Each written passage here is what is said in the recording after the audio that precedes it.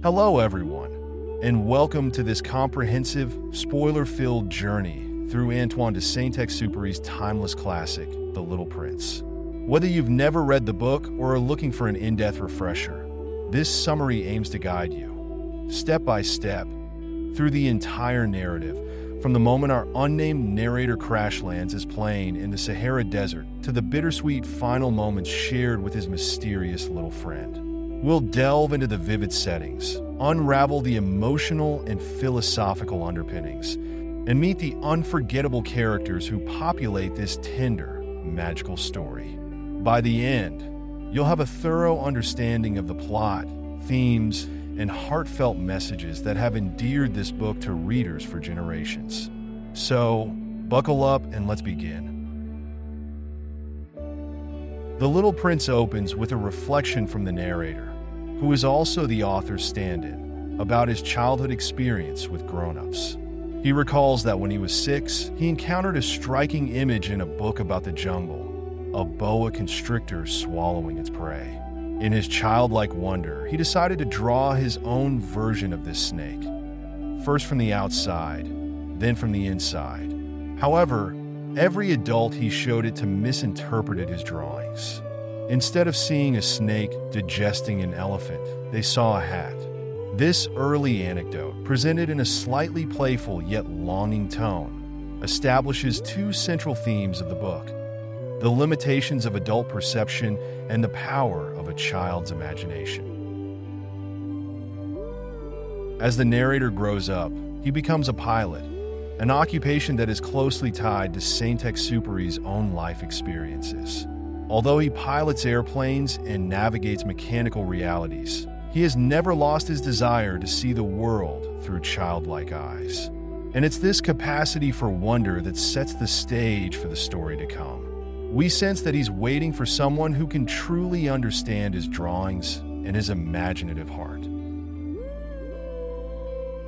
The real adventure begins when the narrator crash lands his airplane in the Sahara Desert. Far from any habitation, and with only a limited supply of water, he faces a predicament. Unless he can repair his plane, he may not survive for long. This stark situation exudes tension and vulnerability, immersing us immediately in the bleakness of the scorching desert. Yet, rather than focusing solely on his dire circumstances, the narrator remains contemplative. He's worried, yes, but there is a sense of philosophical calm in his tone. On his first night in the desert, just as he drifts off to sleep, he's awakened by a strange little voice asking him, "If you please, draw me a sheep." Startled, the narrator jolts awake to find the little prince. Here is a young boy, standing in the desert, seemingly out of nowhere, politely demanding a drawing of a sheep. The narrator is both confounded and strangely at ease, as though he's been waiting for this moment his entire life.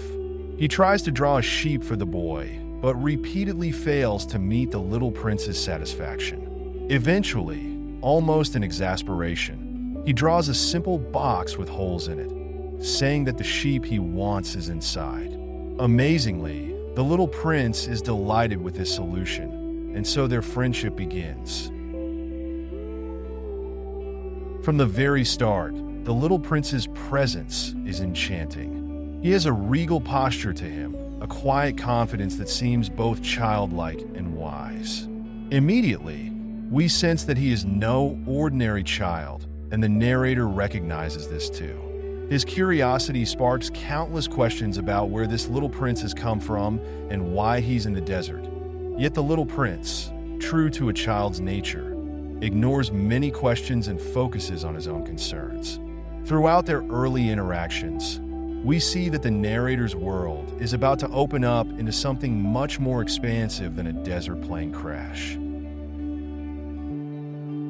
As the two form a companionable bond in the desert, the little prince begins to share bits and pieces of his story, albeit in a somewhat disjointed and whimsical way.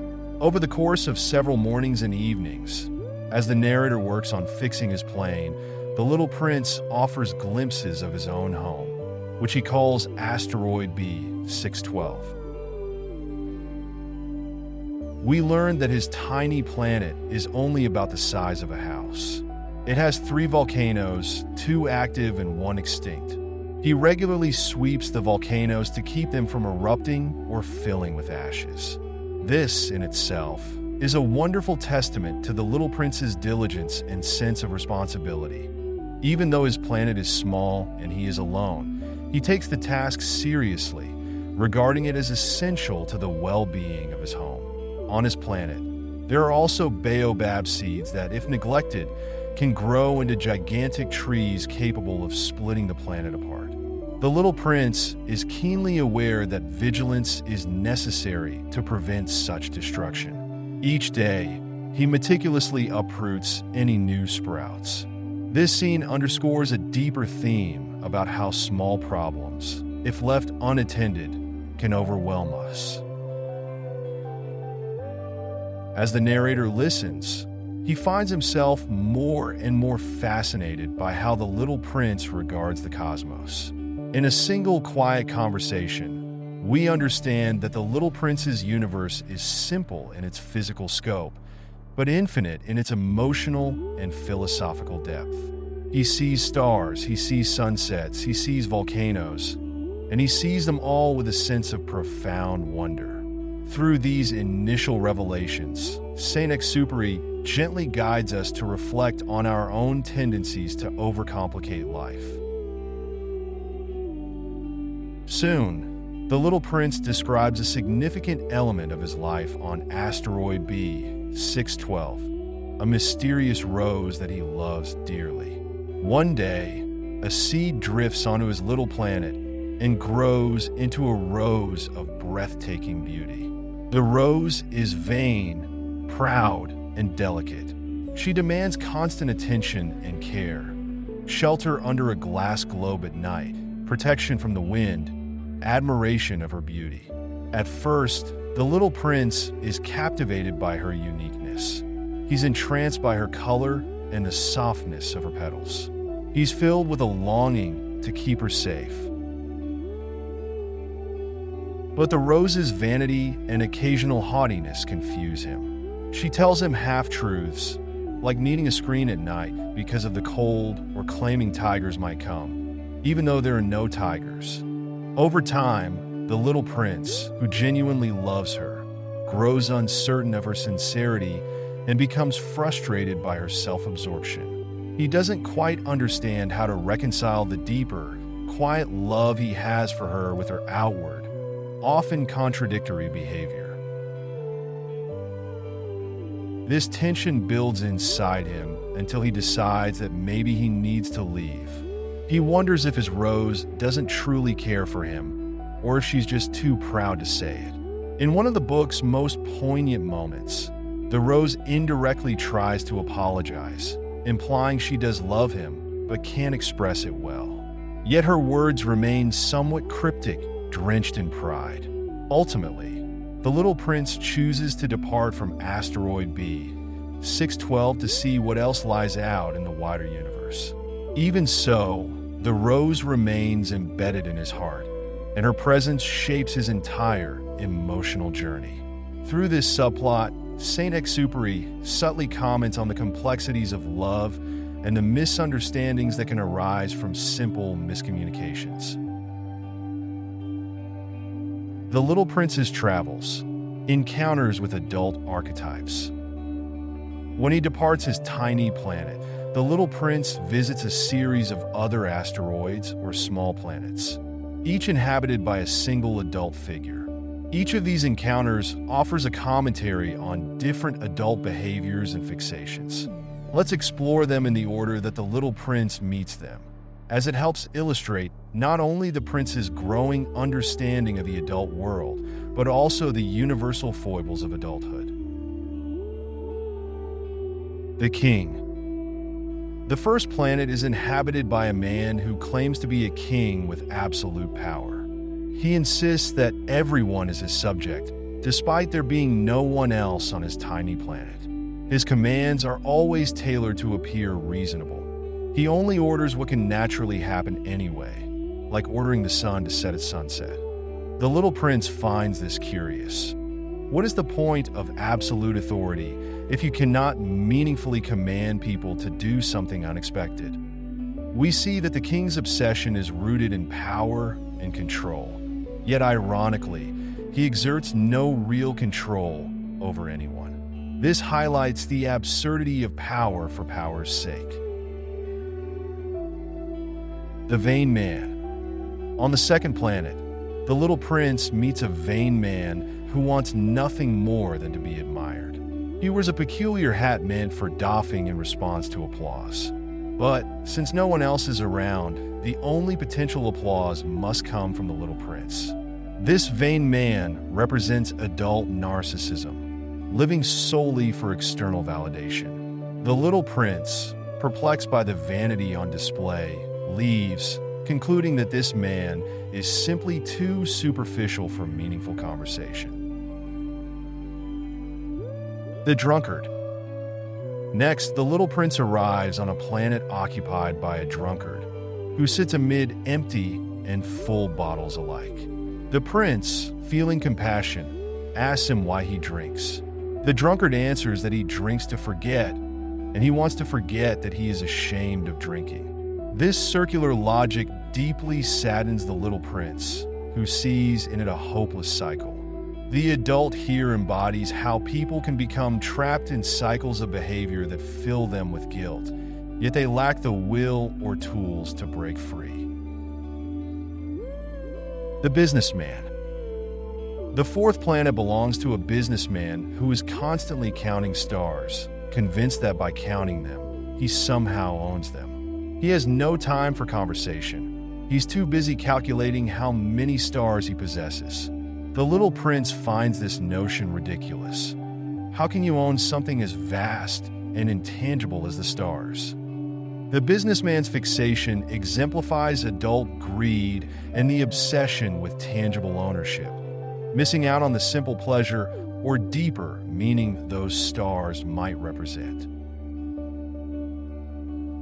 The lamplighter.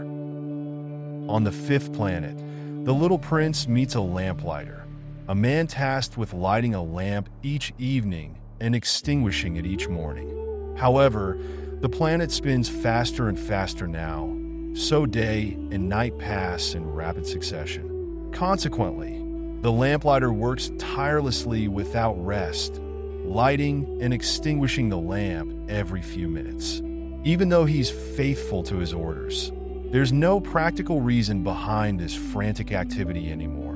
This figure is a gentle, almost tragic illustration of blind obedience and routine, continuing a job long after its original purpose no longer fits the reality of the situation. The little prince actually likes the lamplighter, finding him less absurd than the other characters, because at least his job brings light to others. The geographer. Finally, the little prince visits the planet of a geographer, who records the mountains, rivers, and other features of far-off places. Yet he never leaves his desk to see these wonders for himself. The geographer relies entirely on explorers' reports, but he seems unconcerned with the ephemeral nature of certain things, like flowers, because he only wants to record what is eternal. This frustrates the little prince, especially when he realizes that his rose is ephemeral, thus not something a geographer would even consider noting. It dawns on him that the things most precious to him, his rose, are fragile, fleeting, and easily overlooked by those who only value what seems permanent. Here, the little prince finally decides he must visit Earth. The geographer suggests that Earth might be worth a trip since it has a good reputation. Thus, the stage is set for the little prince to arrive on Earth, and ultimately for him to meet our narrator in the desert. When the little prince lands on Earth, he finds it to be much larger than any planet he's visited so far. He arrives in the middle of a desert, presaging his eventual meeting with the narrator. But before encountering the pilot, he traverses various landscapes, meeting other creatures and reflecting on human nature. One of the first beings he meets is a snake. This snake, coiled in the desert sand, speaks in riddles and claims a certain power.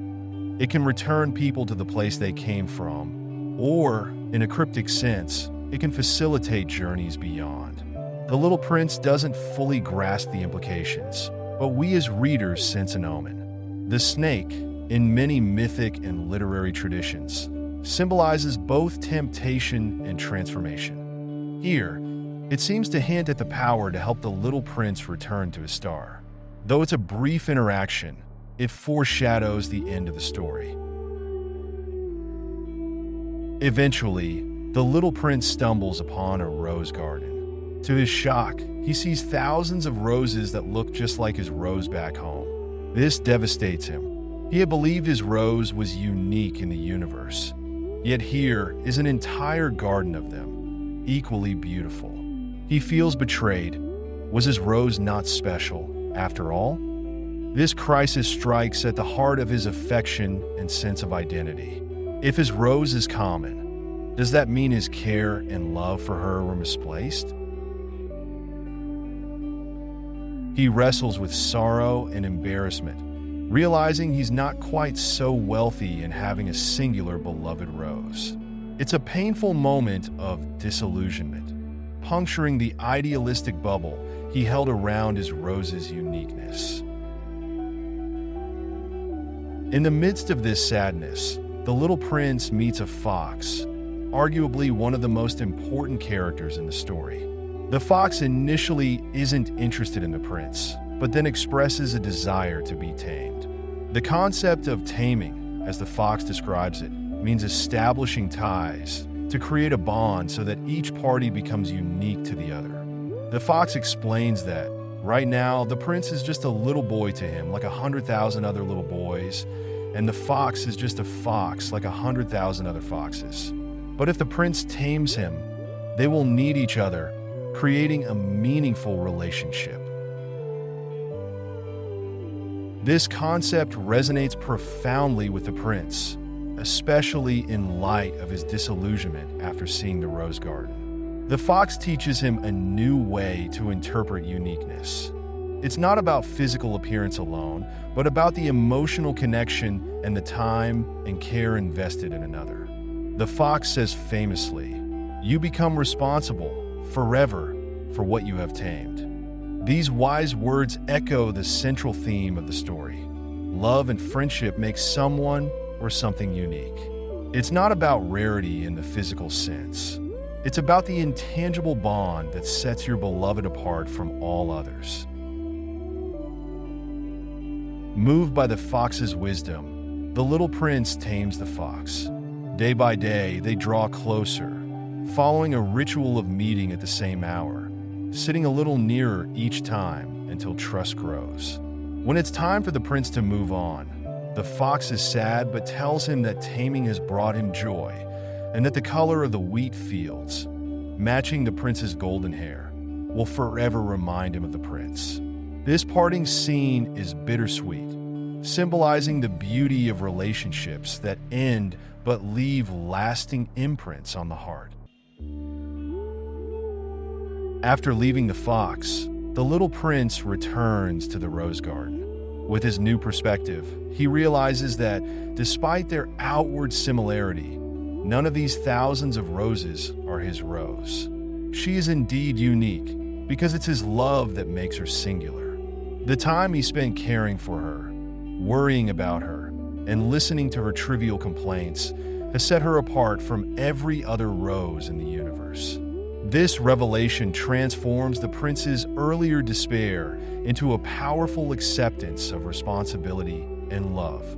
He recognizes that true uniqueness stems from the bonds we form with others, not from superficial characteristics. Before he meets the narrator, the little prince has two more encounters that further reveal adult preoccupations. First, he meets a railway switchman who controls the tracks, sending trains full of people speeding in one direction or another. The switchman notes that adults are always restless, never satisfied where they are, and that children are the only ones pressing their faces against the train windows, savoring the journey. This paints yet another portrait of adult life as relentless motion without clear purpose or joy. Next, the prince meets a sales clerk selling pills that quench thirst. The clerk advertises them as time-saving. By not having to drink water, one can save 53 minutes a week. The little prince is perplexed.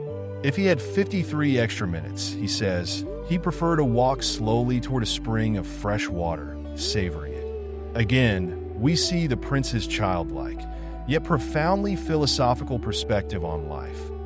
The simplest pleasures often get cast aside in pursuit of efficiency, yet it's those very pleasures that give life meaning.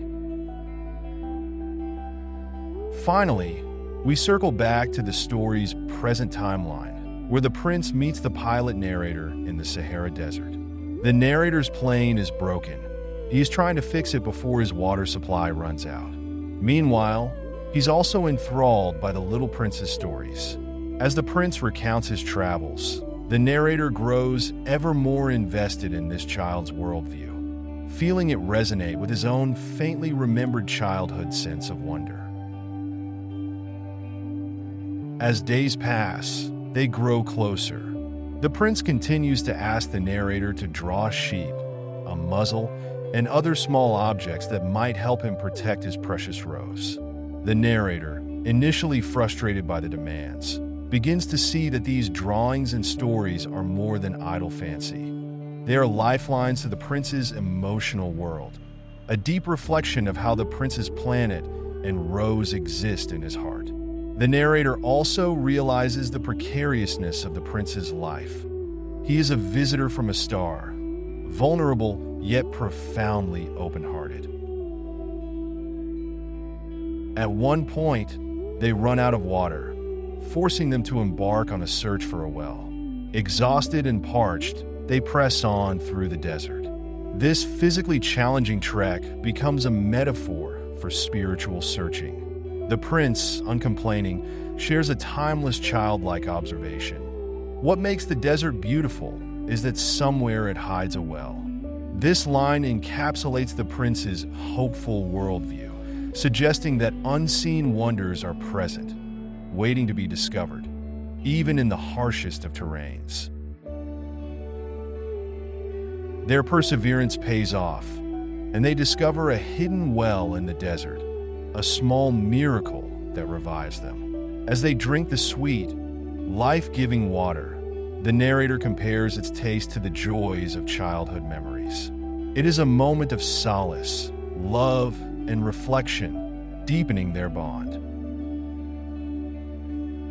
As the story nears its climax, the prince reveals that he is nearing the end of his earthly sojourn. He has made a deal with the snake to help him return to his star. The concept is both mysterious and unsettling. The snake earlier implied he could send the prince back from whence he came, which sounds like a euphemism for death. Yet the prince speaks of it more as a transcendence, leaving his physical body behind, as if it were a shell, too heavy to take on his journey back home.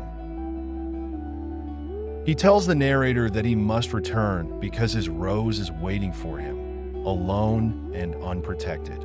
Despite the rose's prickly behavior, the prince loves her profoundly and feels responsible for her. The narrator is torn by grief. He doesn't want to lose this precious friend who's transformed his worldview. But the prince is resolute. He knows that the essential things in life are often invisible to the eye. One must look with the heart. On the night the prince has arranged to leave, the narrator follows him, worried about the snake. They meet at a ruined stone wall near the place where the prince first arrived on Earth. The little prince reassures the narrator, saying that after his departure, the narrator should not dwell on his empty body, for it's just an earthly shell. The prince comforts his friend by telling him that when he looks up at the stars, he'll be able to laugh, thinking of the prince's laughter. Because the prince's home is among the stars, whenever the narrator looks up at them, it will be as if they are bells laughing.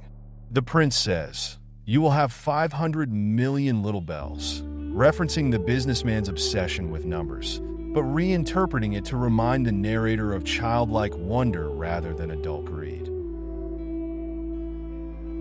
In a moment that is both tragic and beautiful, the snake bites the little prince's ankle.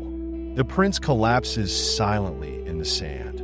The narrator, grief-stricken, tries to find his friend's body the next morning but finds no trace of him. The desert is empty, save for the quiet aura that something profound has happened. The narrator repairs his plane shortly after the prince's departure and manages to leave the desert. But his heart has changed. He is no longer the same pilot who once scorned grown-ups' inability to see beyond hats and big numbers. The bond he forged with the prince has rekindled his childlike wonder, both a gift and a burden, for he deeply misses the little prince's presence. In the final pages, the narrator addresses us directly. He shows us a sketch of the desert landscape where the prince fell to earth. He wonders if the little prince truly returned to his star, or if perhaps he might return one day. Then comes an invitation to readers. If we ever travel through the Sahara Desert and happen to see a place that looks like his drawing, we should pause a moment. If a mysterious child with golden hair approaches us, asking us to draw a sheep, we'll know exactly who he is. Thus, the book ends with a wistful openness, inviting readers to believe in the intangible, to remain open to wonders that defy adult logic, and to keep love and friendship at the heart of their experience. While we've journeyed through the story's events, it's worth reflecting on the key themes that underpin The Little Prince. These themes offer the narrative its enduring power and universal relevance. Childhood versus adulthood. From the pilot's opening musings about his childhood drawing to the prince's luminous perspective on the world, the story highlights how adults often lose their sense of wonder, becoming entrenched in mundane concerns like power, vanity, greed, and rigid routines. The prince's travels among the adult archetypes underscore these follies, suggesting that reawakening childlike curiosity and empathy is essential for a meaningful life. Love and responsibility. The rose is central to this theme. Love is not about perfection or exclusivity in appearance. It's about the care, time, and emotional investment that makes someone, or something, unique to us. The prince's devotion to his rose embodies the notion that if we love, we are responsible for the object of that love. Friendship and taming. Through the fox, the book teaches that genuine connection involves vulnerability and the establishment of ties. Taming isn't about ownership, but about forging an emotional bond that transforms both parties. This echoes the idea that we only truly see one another when we invest time and open our hearts. Seeing with the heart. One of the story's most famous lines is, "What is essential is invisible to the eye." We're reminded that external appearances, superficial achievements, and quantifiable metrics like counting stars fail to capture the essence of what makes life meaningful, be it love, loyalty, or the intangible joy of shared laughter. The ephemeral and the eternal. The prince is distressed to learn that his rose is ephemeral. This tension between the temporary nature of life's most cherished things and the eternal or cosmic scale on which the geographer operates forms a poignant reflection on human existence. We cherish life because it is fleeting. We must see it as precious while it lasts. The setting of the desert is crucial. Its vast emptiness, its shimmering horizons, and its treacherous conditions symbolize both isolation and the potential for self-discovery. Stranded there, the narrator confronts the raw essentials of life: thirst, survival, and the necessity of hope. The desert amplifies the prince's quiet wisdom, allowing his voice to echo more profoundly. The starlit night sky appears repeatedly, representing infinite mystery and possibility. The prince comes from the stars. The businessman counts them. The narrator eventually sees them as laughing bells. Stars in Saint-Exupéry's hands become an emblem of spiritual truths that outshine materialist or adult concerns. The rose is another potent symbol. She is simultaneously fragile and strong, proud and vulnerable. She hints at how real love can be complicated. It's not always about harmony or understanding. Sometimes it's about enduring confusion, hurt feelings, and the delicate dance of pride and insecurity that can characterize close relationships. Yet the rose's vulnerability calls on the prince's, and by extension, the reader's, instinct to protect and cherish. Lastly, the fox stands as an embodiment of wisdom through friendship. Its invitation to be tamed marks a turning point in the prince's emotional arc. The rituals of taming speak to the patience and empathy needed to truly know another being. The fox's departure, though sad, cements the lesson that love is meaningful precisely because it must be nurtured, and it sometimes leads to pain. Despite its brevity as a novella, The Little Prince resonates with readers across ages and cultures, in large part due to its profound emotional honesty. It captures the child's voice within us that wonders at the world, yearns for meaningful friendships, and struggles to comprehend adult contradictions. At the same time, it addresses the adult in us who has faced loneliness, heartbreak, and nostalgia for simpler times. The interplay between heartbreak and hope underscores the final chapters. The prince's departure is tragic for the narrator, yet there is a luminous acceptance that the prince's love for his rose compels him to go. This bittersweet mixture of sorrow and transcendence is central to the emotional power of the story. We're left with a sense that love endures beyond physical separation. The prince's essence remains, shining among the stars. In the end, The Little Prince is a story about rediscovering wonder, love, and compassion in a world that often seems obsessed with trivial pursuits and narrow-minded definitions of success. Through the eyes of a little boy from a distant asteroid, we are shown just how odd adult life can appear. Yet we're also reminded that the childlike capacity to see with the heart is not lost forever. It can be rekindled in any of us if we open ourselves to relationships that make us vulnerable, that ask for responsibility, and that offer the transforming power of genuine love. Even decades after its publication, the book continues to charm, console, and challenge readers.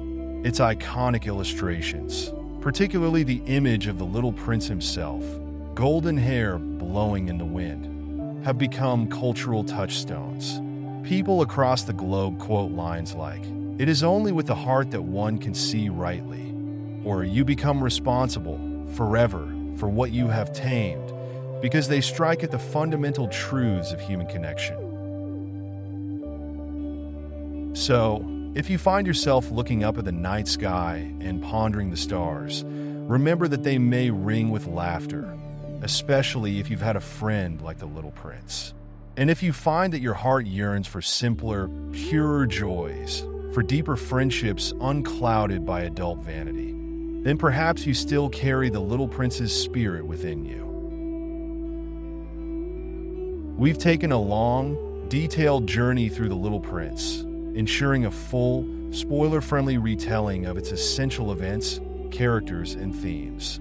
From the pilot's crash in the desert, through the prince's recollections of his rose and his travels to other asteroids, to his painful discovery of a rose garden on Earth, and his enlightening friendship with the fox. Every step adds color and depth to Saint-Exupéry's luminous vision. Ultimately, the story's emotional climax in the desert, followed by the prince's return to the stars, cements the tale's abiding messages of love, responsibility, and looking with one's heart. Thanks for joining me in this comprehensive summary. I hope that even if you've never read the book, you now feel immersed in its world and understand the profound beauty behind the Little Prince's journey. And if you have read it before, perhaps this exploration has reminded you why the story remains so beloved. It taps into our universal longing for authentic connection and offers a gentle but powerful critique of the way adults lose sight of life's simplest treasures. No matter how many times you revisit The Little Prince, each reading can reveal new depths, because, after all, what is essential is invisible to the eye, but it resides forever in the heart.